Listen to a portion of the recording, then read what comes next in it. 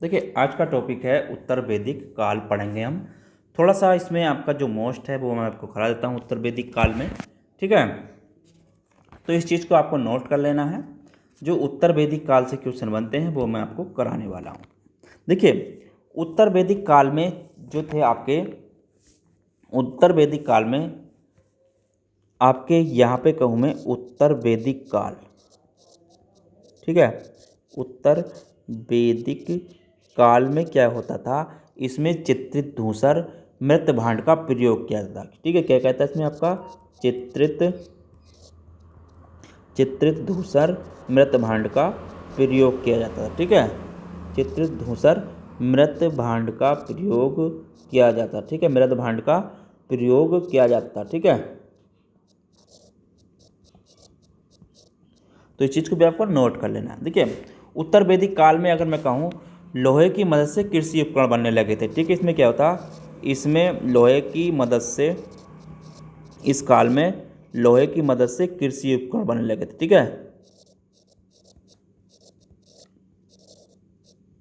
तो इस चीज़ को भी आपको नोट कर लेना है, कृषि उपकरण बनने लगे थे। ठीक है,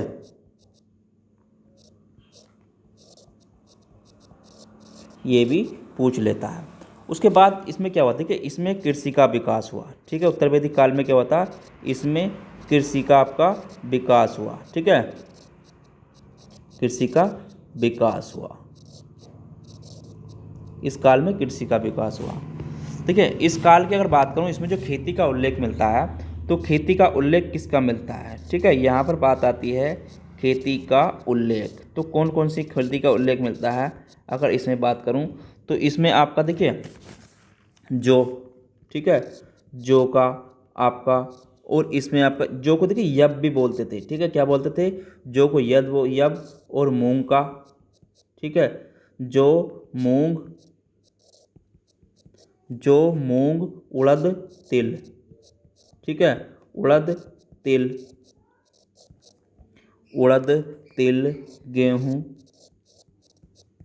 उड़द, तिल, गेहूँ और धान की खेती का क्या है इसमें उल्लेख मिलता था। ठीक है, इसका यहाँ पर ये उल्लेख मिलता है उत्तर वैदिक काल में। ठीक है, चलिए देखिए इस काल में राजा के राज्याभिषेक के समय राजस्व युग किया जाता था। ठीक है, राज्याभिषेक के समय क्या होता है, राजा के, इस काल में अगर बात करूं राजा के राज्याभिषेक के समय क्या होता था, तो यहाँ पर राजा के राज्याभिषेक के समय,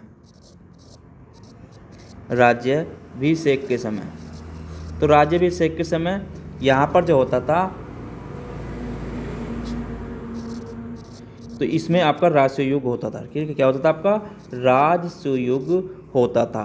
ठीक है, तो इस काल में राजस्व युग होता था। इस चीज़ को भी आपको नोट कर लेना है, ये क्वेश्चन में भी आपका पूछ लेता है। ठीक है, उसके बाद इसमें आता है आपका जो पूछता है, देखिए इस काल में जो थी, जो मुद्रा की, मुद्रा क्या थी, तो यहाँ पे अगर बात करूँ मुद्रा की, ठीक है, तो मुद्रा क्या थी इसमें, इस काल में निष्क एक थी आपकी, जो थी आपकी वो थी निष्क, और एक थी आपकी शतमान। ठीक है, मुद्रा क्या थी आपकी, निष्क और शतमान मुद्रा थी। ठीक है, ये शतमान मुद्रा की इकाइयाँ थी। ठीक है, तो इस चीज़ को आपको ध्यान नोट कर लेना है, ये क्वेश्चन में भी पूछ लेता है। ठीक है, मुद्रा की ये इकाइयाँ थी इसमें।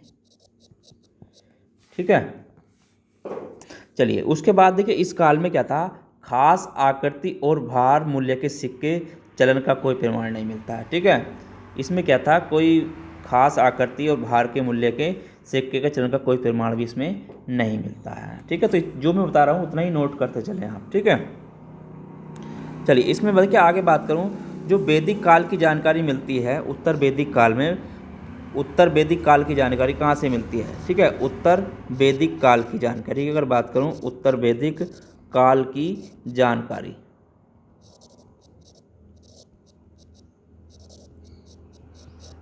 देखिए अगर बात करूं उत्तर वैदिक काल की जानकारी जो हमें मिलती है, हमें कहाँ से मिलती है, सामवेद से। ठीक है, सामवेद से मिलती है, सामवेद से मिलती है, यजुर्वेद से मिलती है,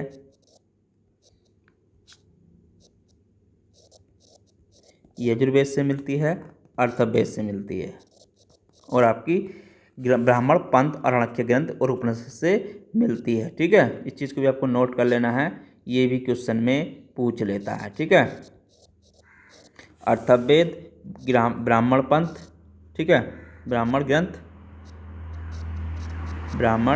ग्रंथ और आपका आरण्यक ग्रंथ। ठीक है,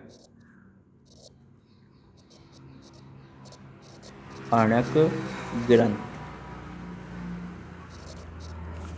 और आपकी उपनिषद से हमें इसकी जानकारी मिलती है। ठीक है, तो इस चीज़ को आपको नोट कर लेना है, ये क्वेश्चन में पूछ लेता है। ठीक है, तो सामवेद, यजुर्वेद, अर्थवेद, ब्राह्मण ग्रंथ, आरण्यक ग्रंथ और उपनिषद ग्रंथ से हमें इसकी जानकारी मिलती है उत्तर वैदिक काल की। ठीक है, चलिए आगे बात करूँ। देखिए आगे इसमें जो पूछता है आपका, वो पूछता है इस काल में आर्य जो पंजाब से, देखिए इस काल में क्या था, आर्यों का पंजाब से आगे गंगा यमुना से लेकर सदा नीरा गंडक तक का विस्तार था। ठीक है, देखिए अगर बात करूं आर्यों का विस्तार कहाँ तक था, आर्यों का विस्तार, अगर बात करूं आर्यों के विस्तार की, तो इनका विस्तार था पंजाब से आगे गंगा यमुना से लेकर, यानी कि पंजाब से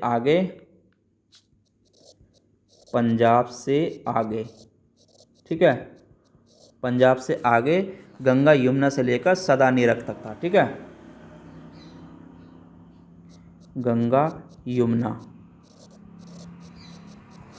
यमुना से लेकर कहाँ तक था आपका, सदा नीरा, यानी कि गंडक नदी तक था। ठीक है, सदा नीरा नदी तक था। सदा नीरा को क्या बोलते हैं हम, गंडक नदी भी बोलते हैं। ठीक है, तो इनका यहाँ तक विस्तार था। ठीक है, चलिए इसके आगे इसमें पूछता है आपका, देखिए इस काल में जो कहते थे, इस काल में जो प्रथम बार राजतत्व देवी की उत्पत्ति की अवधारणा आई है।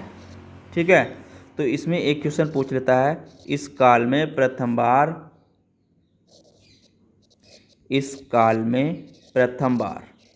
ठीक है, प्रथम बार क्या आई थी, जो होती इसमें आपकी वो राजतत्व की देवी की उत्पत्ति की अवधारणा आई थी। ठीक है, राजतत्व की देवी की उत्पत्ति की अवधारणा, ठीक है, देवी उत्पत्ति की अवधारणा।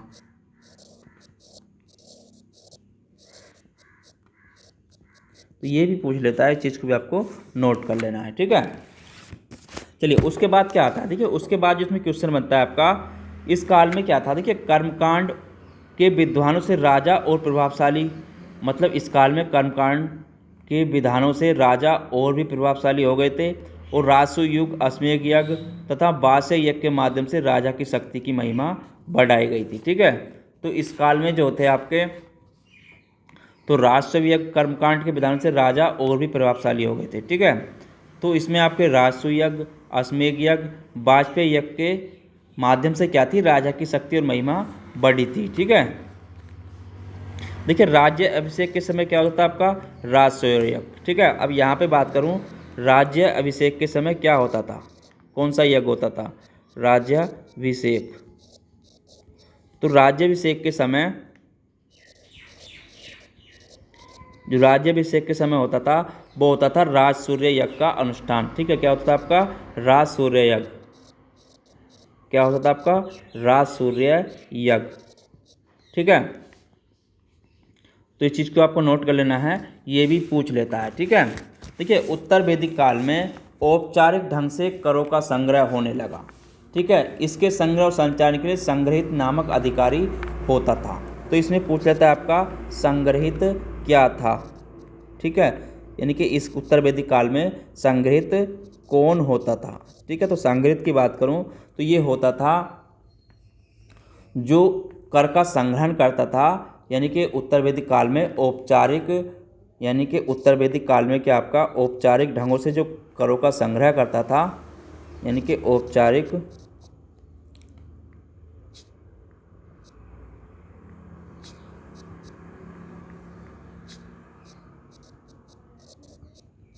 औपचारिक ढंग से करों का संग्रह होने लगा। ठीक है,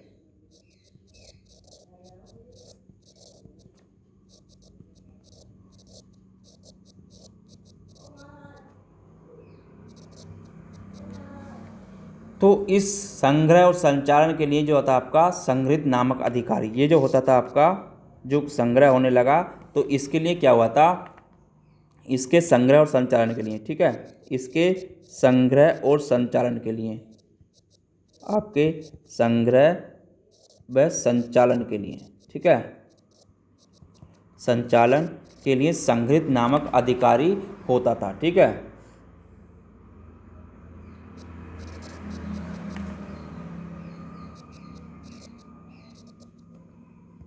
तो ये आपका क्या होता था, एक अधिकारी इसका होता था, ठीक है। तो ये पूछ लेता है, इस चीज़ को भी आपको नोट कर लेना है, ठीक है।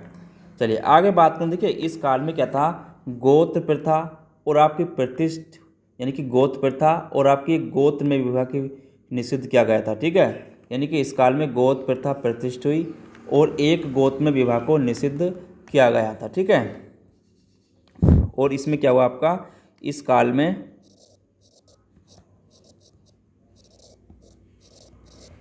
में क्या हुआ आपका, गोत्र प्रथा प्रतिष्ठित हुई, ठीक है। क्या हुई आपकी, गोत्र प्रथा प्रतिष्ठित हुई,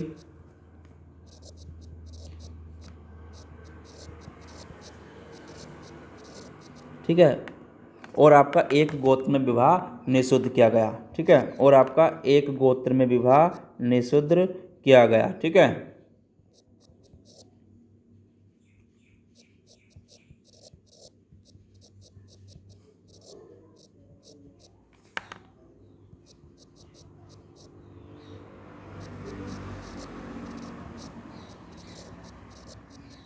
तो ये भी पूछ लेता है, इस चीज़ को आपको नोट कर लेना है, ठीक है।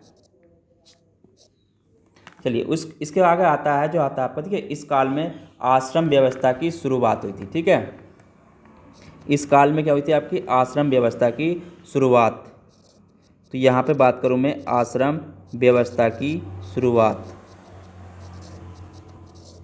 तो ये भी पूछ लेता है आपका, आश्रम व्यवस्था की शुरुआत कब हुई थी, तो ये हुई थी आपकी उत्तर वैदिक काल में, ठीक है, उत्तर वैदिक काल में, ठीक है। तो ये भी पूछ लेता है, इस चीज़ को भी आपको नोट कर लेना है, ठीक है। लेकिन इसमें क्या आता है, एक चीज़ आपकी मोस्ट है, किंतु क्या था इसमें आपका जो चौथा आश्रम है, ठीक है, किंतु आपका चौथा आश्रम, जो चौथा आश्रम है वो आपका कौन, संन्यास आश्रम, ठीक है। चौथा आश्रम क्या है आपका, संन्यास आश्रम, ठीक है। चौथा आश्रम क्या है आपका, संन्यास आश्रम। ये आपका वैदिक युग में प्रतिष्ठित हुआ था, ठीक है।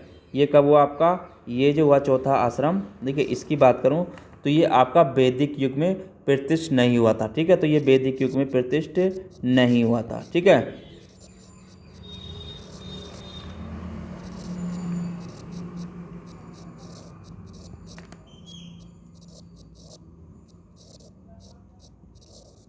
तो इस चीज़ को भी आपको नोट कर लेना है, ठीक है। चलिए उसके बाद इसमें आता है, देखिए इस काल में हल को सिर, इस काल में क्या कहा जाता, हल को जो कहा जाता था, तो हल को कहते थे इसमें आपका सिर, ठीक है। हल को क्या कहते थे आपका, सिर, हल को सिर कहते थे, हल को आपका सिर कहते थे। और जो कहते थे सीता, ठीक है, कृषि की भूमि क्या कहलाती थी आपकी, सीता, ठीक है। और कृषि भूमि, ठीक है, तो कृषि भूमि क्या कहलाती थी आपकी, सीता। हल को सिर और कृषि भूमि को सीता कहा जाता था, ठीक है। तो इस चीज़ को भी आपको नोट कर लेना है। उसके बाद इसमें जो पूछता है, देखिए उत्तर वैदिक काल में इंद्र के स्थान पर जो था प्रजापति मुख्य देवता था, ठीक है। उत्तर वैदिक काल में क्या था, अब इसमें आता है आपका प्रजापति देवता, ठीक है, प्रजापति देवता।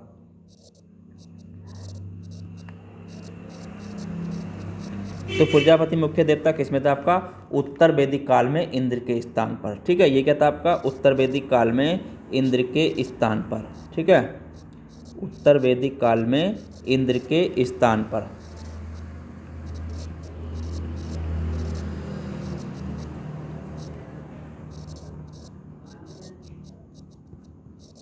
तो ये आपका प्रजापति देवता प्रतिष्ठित हुआ था। ठीक है,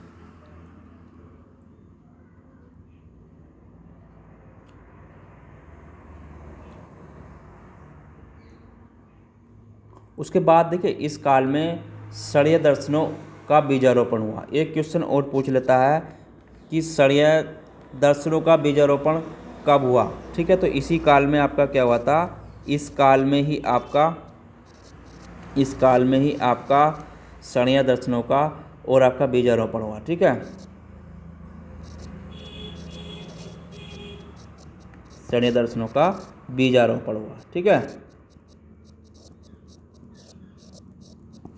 तो इस चीज़ को भी आपको नोट कर लेना है, ये भी क्वेश्चन में पूछ लेता है। ठीक है, तो आज का टॉपिक में देखिए मैंने सारा जहाँ तक कोशिश करी है कराने की, आपका जो जितना भी वैदिक संस्कृति में मैंने आपको करा दिया है, इसमें आपका जितने भी क्वेश्चन बनते होंगे वो सिंधु घाटी सभ्यता भी करा दी है और इसका रिवीजन भी कर लें एक बार। ठीक है, तो इसकी PDF नीचे डिस्क्रिप्शन में डाल दूंगा, आप वहाँ से इसको डाउनलोड कर लीजिए और इसको आप नोट करते चलें। अगर आपने अभी तक नोट नहीं किया है नोट कर लें। ठीक है, इसको नोट्स बनाते चलें।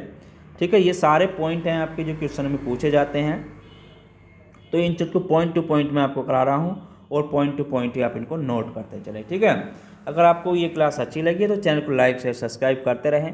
कल हमारा टॉपिक रहेगा बौद्ध धर्म। ठीक है, पढ़ेंगे जो आपका PET एग्जाम में पूछा जाता है, बौद्ध धर्म, गौतम बुद्ध की जीवनी और शिक्षाएं। ठीक है, तो उससे रिलेटेड हम कल क्वेश्चन पढ़ेंगे, वो जो इसमें आपके पॉइंट टू पॉइंट क्वेश्चन बनते होंगे उन्हें करेंगे। अगर आप चैनल पर नए हैं तो चैनल को लाइक शेयर सब्सक्राइब जरूर कर लें। धन्यवाद।